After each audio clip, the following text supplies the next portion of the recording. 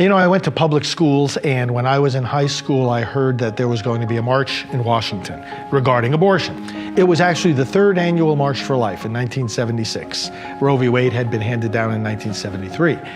So I went, and being at that march, it awakened me to the issue itself and to the movement, which was so big, so diverse. I mean, obviously people were there for a very sad and tragic reason, but they were so joyful and positive, and it has taught me that, this movement is characterized by a joyful sorrow. We grieve, but we grieve with hope, as St. Paul says in the scriptures. And it just awakened me to the whole issue. I started paying more and more attention to it as time went on, got more and more involved in the pro-life movement.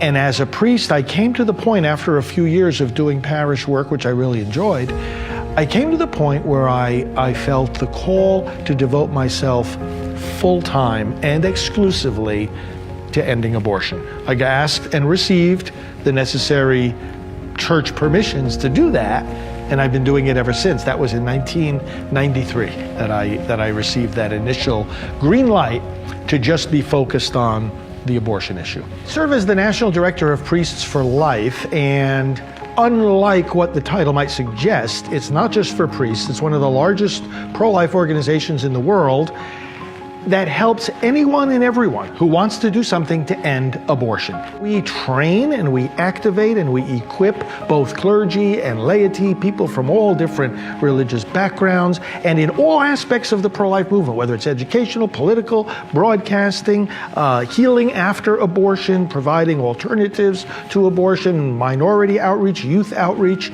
We do all these things. And of course, helping the churches to step up to the plate, do what they are called to do to end abortion.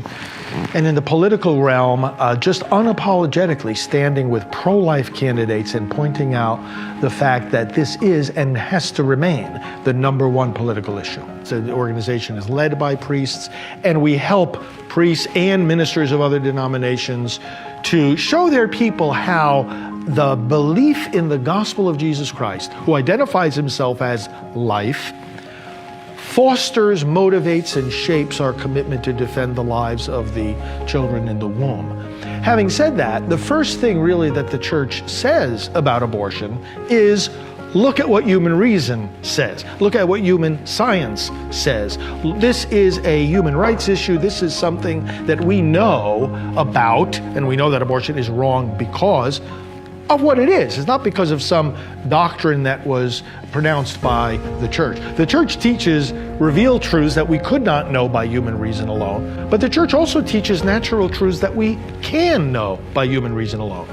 Well, the pro-life message and the fact that abortion is wrong belongs in that latter category. This is something that we know from human reason. So we have to have the emphasis there, which we do.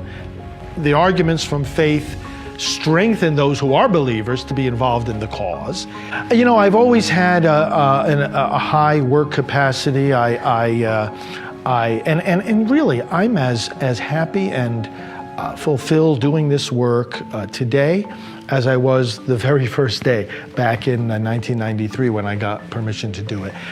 I have not grown tired of it. I work from morning to night. It's a laser focus.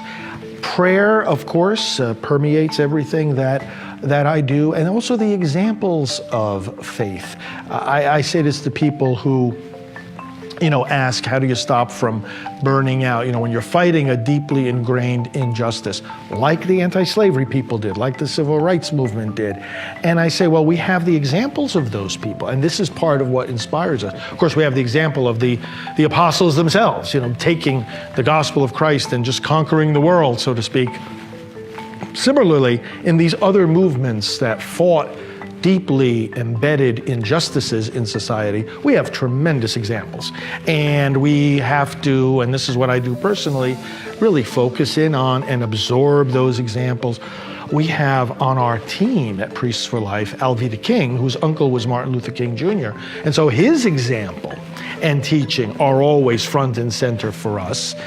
And when you know that you're not alone, and when you compare your own efforts and your own obstacles to what these folks in the past have gone through, that keeps you going. It's never been easier to save a life. Sadly, the reason being that it's never been easier to take the lives of the most defenseless human beings, the children in the womb. Some people will say, you're harassing women. You're trying to take their rights away. You're judging, you're being negative, you're punishing people. No, what you are doing can very simply be described as you are replacing despair with hope. You know full well, those that go to get abortions, they're not going there because of freedom of choice. They're going there because they feel they have no freedom and no choice. And you're going there because you're telling them they do have a choice, and that choice is a positive, life-affirming choice that they will not regret. Unlike what will happen if they get the abortion. They will regret it, whether they want to admit that or not. So you're doing the most important work on earth, you're doing the most gospel-centered work on earth, and you're saying to those moms, those dads, those babies, those people that are going there, you're intervening, and you're saying to them the 4 words that God Almighty says to the world: I am with you. You're overcoming the isolation that leads to the temptation to abort with the presence, the solidarity, the hope, the help. We don't, in the pro-life movement, we don't point fingers of condemnation. We extend hands of mercy, help and strength and hope. Keep doing it because you are on the right side of history, the right side of justice and truth, and the right side of God Himself.